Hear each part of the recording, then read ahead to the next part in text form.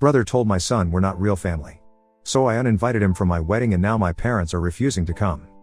I'm a 32-year-old man, and I'm getting married to my longtime girlfriend soon. What should be one of the happiest moments of my life has turned into a heartbreaking ordeal because of a deepening rift in my family. To give you some background, I'm my parents' biological son, and when I was 12, they adopted two boys who were biological siblings, Jack, who was 8, and Liam, who was 5. From the very beginning, it was clear that things were going to be tough. Jack came with severe behavioral issues due to some intense trauma. I'll spare the details, but it was significant. I tried my hardest to be understanding, but living with him was nothing short of exhausting. His outbursts were constant, and I often felt like I was walking on eggshells, terrified of setting him off. As we grew older, I continued to try to be there for Jack, despite everything. A few years ago, Jack fell into a devastating drug addiction. I stood by him through his darkest moments, supporting him through rehab, and doing everything I could to help him get back on his feet. It was draining and heartbreaking, but I did it because I loved him and believed that, despite our challenges, we were still brothers. Liam, on the other hand, was always easier to get along with, and I formed a closer bond with him. But even so, I always felt like an outsider. Jack and Liam's bond as biological siblings was undeniable, and I never quite felt like I was truly a part of it. It was like I was always on the edge, looking in, trying to be included but never fully accepted. The situation came to a head recently at a Sunday dinner at my parents' house. My son was working on his summer homework, which involved creating a family tree. He innocently asked Jack if he wanted to be included, and Jack just flat out said no. He didn't want to be part of it because, in his exact words, "We're not real brothers." He said it so casually, like it was the most obvious thing in the world, with no regard for how much it would cut me to the core. I was utterly stunned, but what shattered me even more was that Liam, who I've always felt closer to, just sat there in silence. He didn't say a word. He didn't defend me or even acknowledge how hurtful Jack's words were. He just let it happen. I've tried so hard to be supportive of both of them, especially Jack, despite the endless challenges. So, for Jack to say that, and for Liam to do nothing, felt like a gut punch. It was as if they were both telling me, in no uncertain terms, that I was never truly part of their family. In my pain and frustration, I decided to uninvite both Jack and Liam from my wedding. My fiancé has been nothing but supportive of my decision, but my parents are furious. They've made it clear that if Jack and Liam aren't invited, they won't attend either.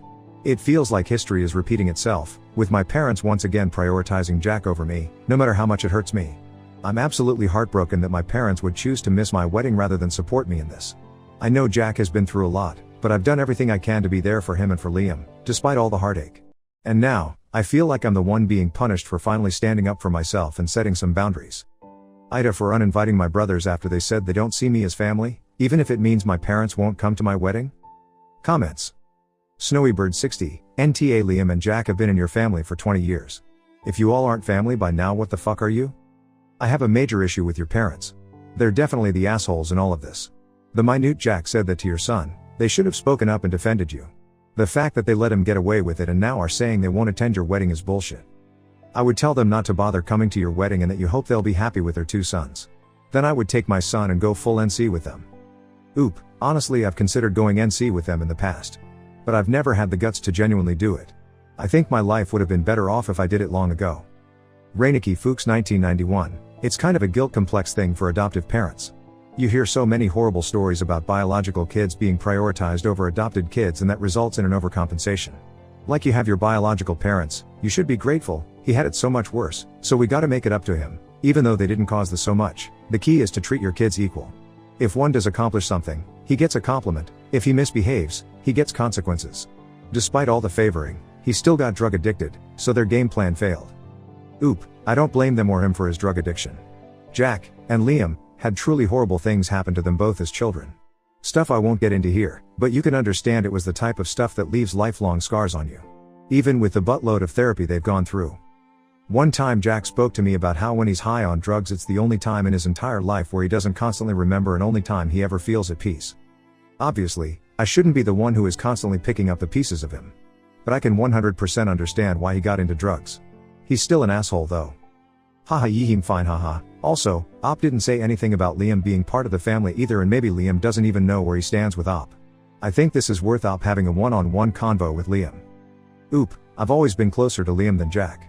To be clear, I always considered them both my brothers. I considered Jack a pain in the ass, but still didn't think anything less than brother of him. Otherwise I wouldn't have kept supporting him. On why his son was asking the brothers about the family tree. Because he's 5 and just wanted to show off what he was doing. I have never said anything to plant an idea that they aren't my brothers. He doesn't even know they're adopted. Not because it's something we hide, just hasn't ever been something we really discuss as a family. Add uncles/aunties to the family tree was an optional extension, and he said it in a way of come and help me add you in if you want to be, not you don't deserve to be in the tree. You're honestly clasping at straws here. I have no issue with someone labeling me Ta, but don't just make up context to decide it. Update 1, August 18, 2024. I'm honestly still reeling from everything that's gone down since my last post. First off, thank you to everyone who took the time to comment. I've read through all your advice, and it's been a lifeline. But buckle up, because things have taken a wild turn. After hearing from so many of you, I decided I needed to talk to Liam. We met up at a pub, and I just laid it all out there, how hurt I was when he didn't say anything after Jack made that awful comment about not being real brothers. I was half expecting him to defend himself, but what I got was something entirely different. Liam confessed that he's been living in fear of Jack for years. He told me he kept quiet that night because he was terrified of setting Jack off, not because he agreed with him. Then he dropped a bombshell. Despite being Jack's biological brother, he's felt just as much of an outsider in our family as I have. The constant pressure from our parents to cater to Jack's every whim has worn him down, too. Liam assured me that he's always seen me as his brother and that he regrets not standing up for me sooner. Hearing that was a huge relief. He's completely on my side now, and we agreed that if Jack can't respect me as a brother, he has no place at my wedding, or in our lives. But just when I thought things couldn't get more intense, my parents decided to make everything worse. I sat them down and explained why I uninvited Jack, hoping they'd understand. Instead, they threw down an ultimatum. If Jack isn't invited, they're not coming to my wedding. No room for discussion, no empathy, just flat-out refusal. I was gutted. After all these years of putting Jack's needs above mine, this is how they repay me? I couldn't hold back anymore. I let out all the anger and frustration I've been bottling up for years. I told them how I've always been the one sacrificing, how they've always prioritized Jack, and that I was done being treated like I don't matter.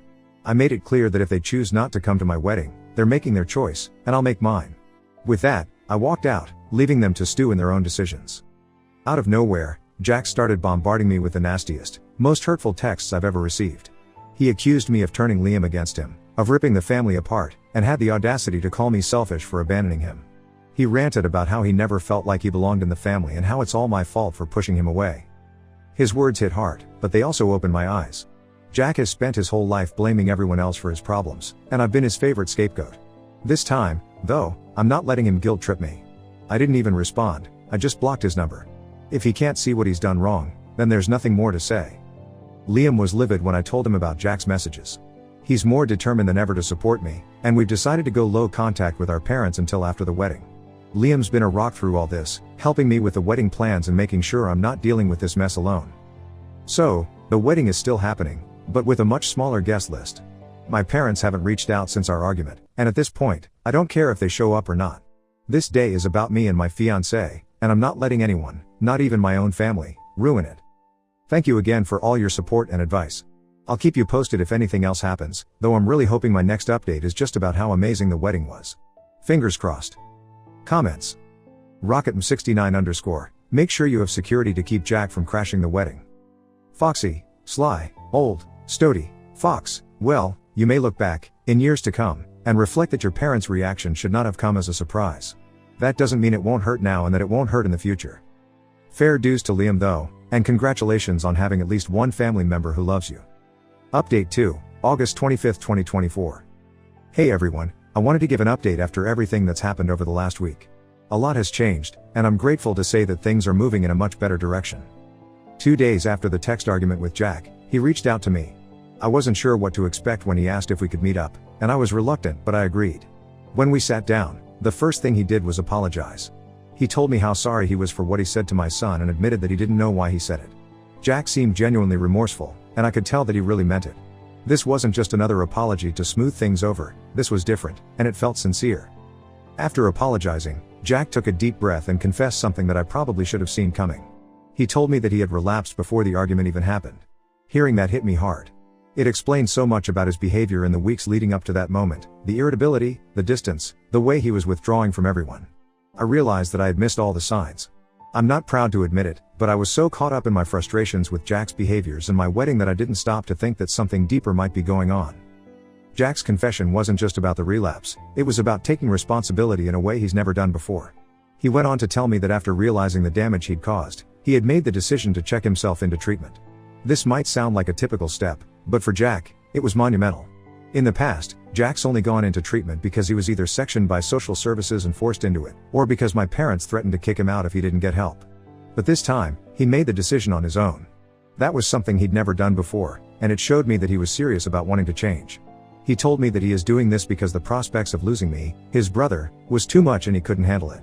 He wants to take this seriously because he wants to show me he can do it.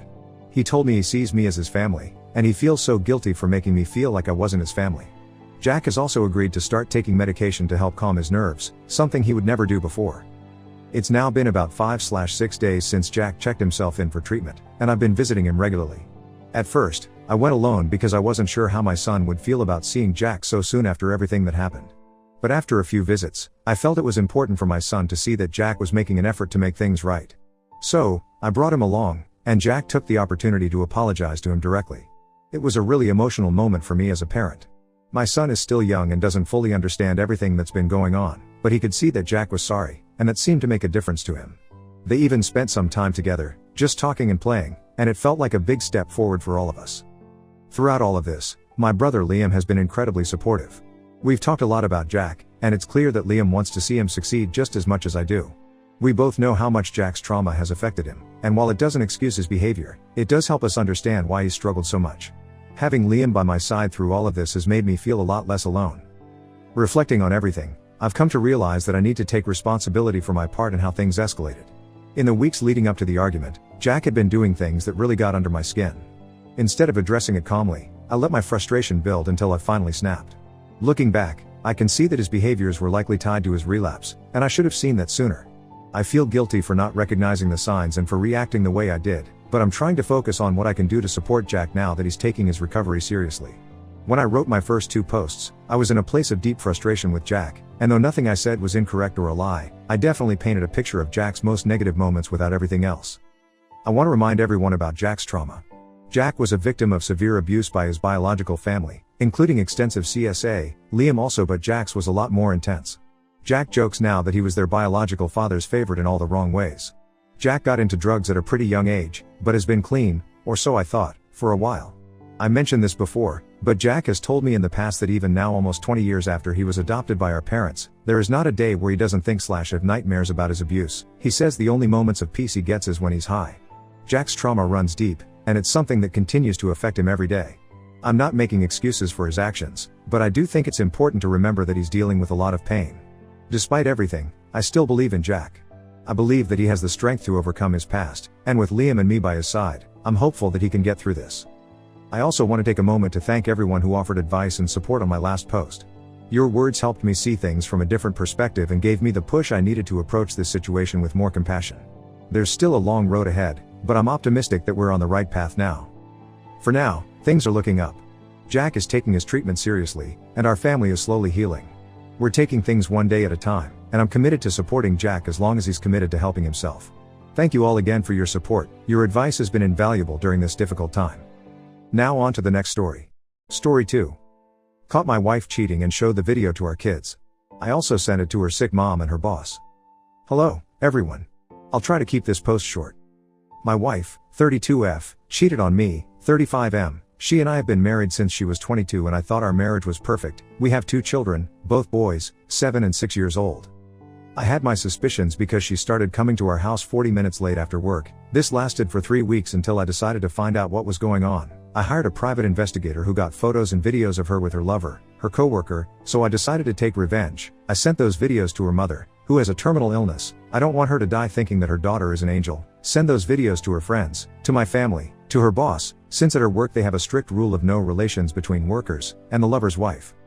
My kids were at my parents' house before that happened, and she was working. I asked my boss for a few days off. That's why I was able to do all this during work hours. Then I showed the video to my kids of her mom with her lover and I told them that because of her we were going to get divorced. Of course they didn't take it well. They cried, hugged me, etc. I will take them to a psychologist after I divorce my wife. We live in a at-fault state, so the fact that I have proof of her infidelity will help me in the divorce.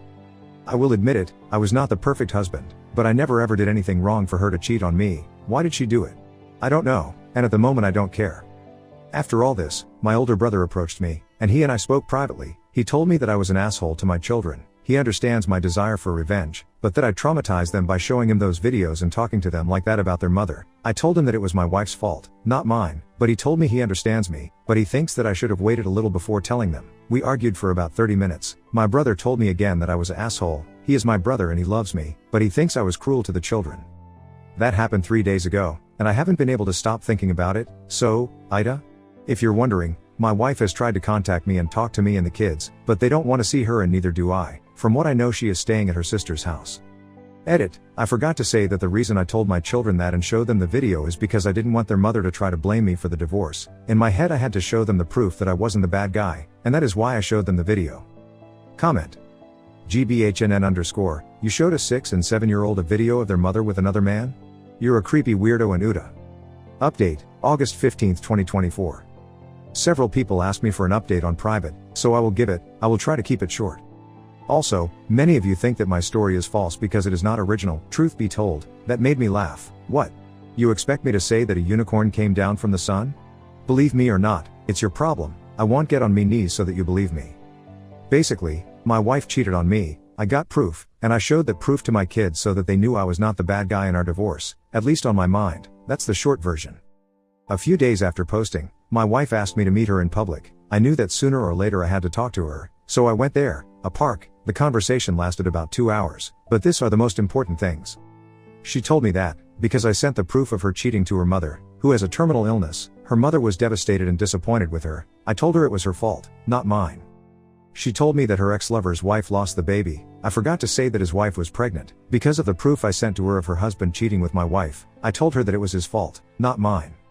She told me what many of you said, that she could press charges against me for sharing those videos with others, the videos of her cheating, that I could lose custody of my children. Yes, biologically they are mine. I did something that I am not proud of. I emotionally manipulated her. I cried, because although it may not seem like it, all of this really left me emotionally shaken. I cried. I told her it was her fault and that I felt cornered. She cried. We cried for about 20 minutes until we were able to calm down. We talked and came to an agreement. She will keep the house and I will move out. She will have custody of the children, but I have the right to visit them as much as I want, whenever I want. She didn't lose her job because apparently her dad is friends with her boss. I know that legally this is wrong, but all things considered, this ended well for me. I won't shake things more. I don't know if her ex-lover keep the job or no, and honestly, I don't care now. I am currently helping my wife rebuild her relationship with our children. Little by little, they promised that they would try for me, and I decided to take them to a psychologist now so that the divorce will be less heavy on them. So yeah, that is the update. Is this original enough for you all? Lol. Comments. Moto, Kenji 25. I'm guessing her attorney advised her that what he did was illegal.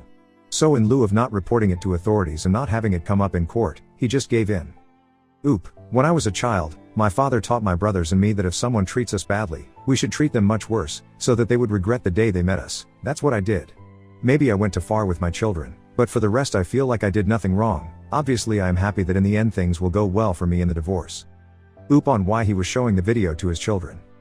Oop, in my eyes, I didn't do it to hurt my wife. I did it so that they could see with their own eyes that she was the bad one and responsible for our divorce, not me.